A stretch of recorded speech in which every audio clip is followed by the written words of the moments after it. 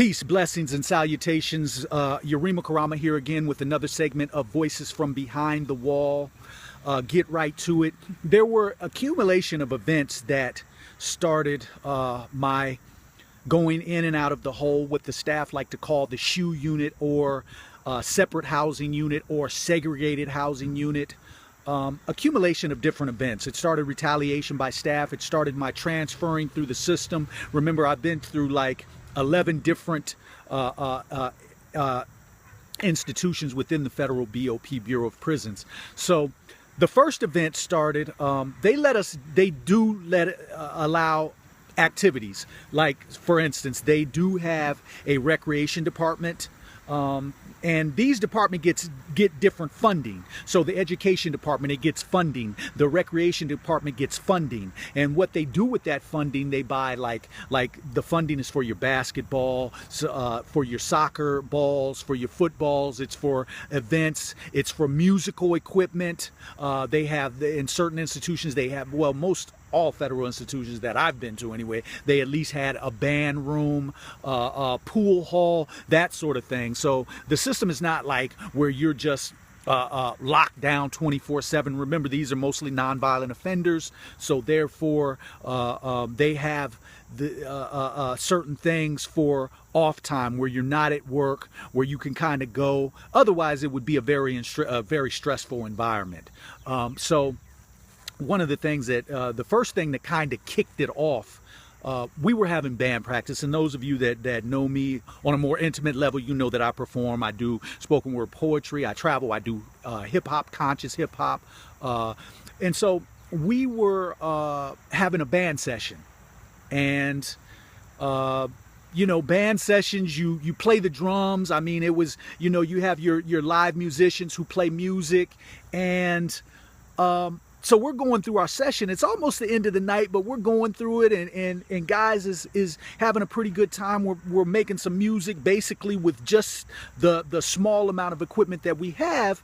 And staff member, rec staff, he comes in and he's red-faced. I mean, and irate. And we're like, he comes in the door and is like, "What the hell are you niggas doing? Trying to tear up the equipment?" The band room immediately got quiet.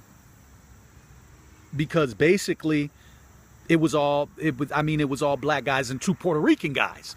And so we were like, "What?" And so he said, "You guys need to clean this up and get on up out of here." Now they have slots that you sign up for. So we were allowed to be in there. I suggested to the band members, we're filing on that. We're taking this to the lieutenant right now. This is simply uncalled for. So I requested that we talk to the lieutenant. Lieutenant called us in the office. He kind of got a picture from the staff member on what happened before we got there. He hadn't heard our version yet. I was irate. I said, "Look," as soon as I saw the lieutenant, I said, "Look, the guy called us. He called us. He said, what the hell are you niggers doing? Trying to tear up the band equipment?" That's exactly what he said.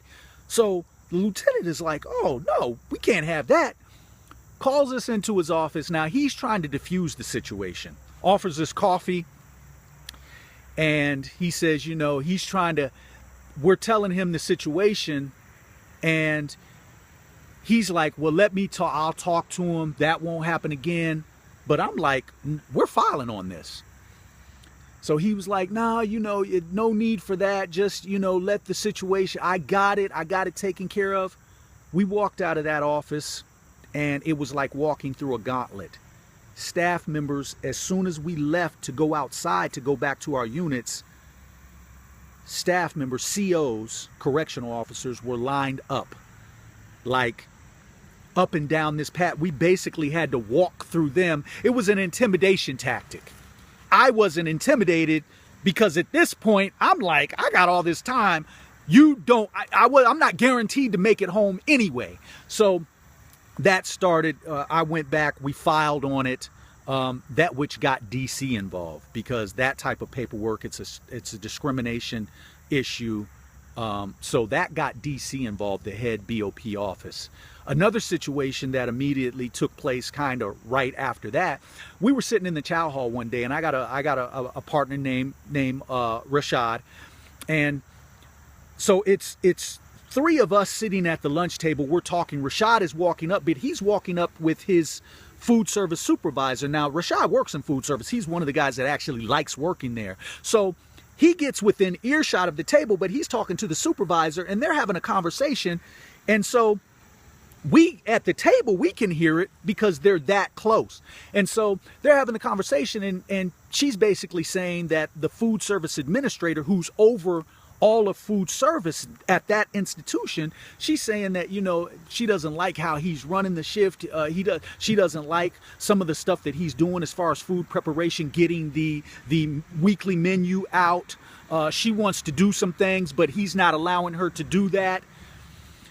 And so Rashad says, well, you know, yeah, you know, he's basically sympathizing with her and says, yeah, you know, you should apply, you know, and you know, be our food service administrator. You know, I would really like for you to be the food service administrator. She responds and says, that won't happen until your kids are here. Now, at that point, everybody at our table, the rest of the chow hall, they can't hear the conversation, but we heard it. And at that point, we're like, what the hell did I just hear? So even Rashad, he stops. He's speechless. He doesn't know what to say. We're looking at one another like, I know he's going to go in on her. And so he comes, you know, they have a few more words. Rashad doesn't say anything. She does, and then walks off. He comes to the table, and I'm like, bruh, I know you're filing on that. And at this point in my bid, I've been filing some paperwork. I had just filed for the issue with the staff member coming in the band room. Now this takes place. So I'm like, I'm volunteering services. Look, I'll file it for you. Rashad says, he says, man, I don't know. You know, I mean, Miss So-and-so is kind of, I mean, she's cool. So we're all like, the other three of us at the table, we're like, no, bro, she's not cool. She said your kids are going to be here. There's nothing cool about that. Now, I don't know if she meant black kids. I don't know if she's just thinking that because you're in prison, your kids are going to follow you, so it's not even a race issue. But for a staff member to say that, that's how they think. And so I was just like, nah, bro, you need to file on that. I will do the paperwork for you. There's no trepidation with me at all because I don't care. And so, and then an issue after that, and it's important for me to say, after this particular issue, I had literally gotten locked up like 5 or 6 times, been put in the hole for what they call, a couple of the write-ups were for conduct that disrupts, inciting riots. Important for you to know too that all of that was thrown out, even by the kangaroo court system. All of those things that the staff locked me up for, and basically they were for performance. They said my lyrical content was negative, and that you know, it was inciting inmates. Basically, I was inciting them to think, but they said that it was potentially inciting riots, conduct that disrupts. I fought them all. I won, but on my sojourn through the special housing unit, and this is where I made the transition from basically to become vegetarian except for fish, basically to stop eating the meat. There were a few staff members there that they really didn't like me, you know, because of the way that the paperwork was written up. Even though I was filing and getting it thrown out, before that I would have to sit in the shoe weeks at a time, sometimes months. We had one CO who, every time he would bring me my food, he would spit in it. Used to chew.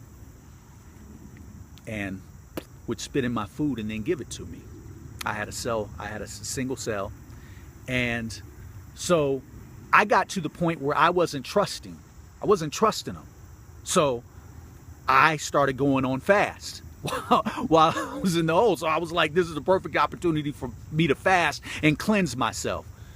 One thing about my bit, the time that I was in, is that the universe had a cloak. It had a veil over me. And for everything that they did, it was a learning experience, and I was able to counteract that by doing something else that was positive for me. So this dude, he would spit in my food, and of course I filed on him. Of course I filed, but you know, and it came to a point where he wasn't allowed to serve me my food.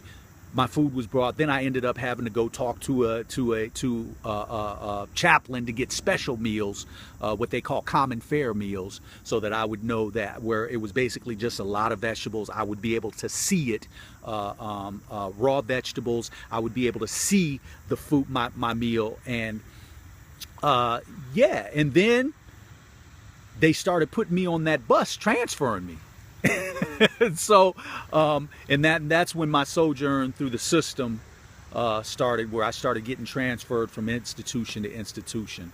So, next segment, I'll take you through that, through the transfer, through the bus ride where you're shackled for 10, 12 hours at a time, hand shackled, legs shackled, and we'll go through that. Again, my name is Yurima Karama, coming to you with Voices from Behind the Wall. Again, catch me on Facebook, Twitter, Instagram. My album is out in Spotify, iTunes, Amazon. I'm also on Reverb Nation. My website is www.yurimakarama.com. You can check out my bio. You can also, if you have any educators out there, I have a company called YR Urban Youth LLC. We specifically reach out to middle schoolers, at-risk youth, young adults. I have workshops that I do, and just trying to bring some awareness for I've gotten a lot of feedback about this, about what I'm doing, and as I'm sure a lot of you know, some of it has been very negative, which I could care less, quite frankly, but it's important for you to know that I don't do this to whine. I've never cried about my time. Like I said, I did 19.2 years, 16 of it I turned it into my university, got on my studies, got on rebuilding myself. So I don't do this to whine or cry. What I do this for is to give back. I want others to see a system, that we have brothers and sisters in a system. Some of them actually don't deserve to be there. They're innocent. Some of them that are there have too much time for the crimes that they're there for. And I want people to become aware, because what happens is it becomes like the Tuskegee experiment. 50, 100 years from now, they'll be talking about how unjust the system was, and how, you know, this is what happened back in the 1990s and 2000s. Well, we got a chance to fix that now.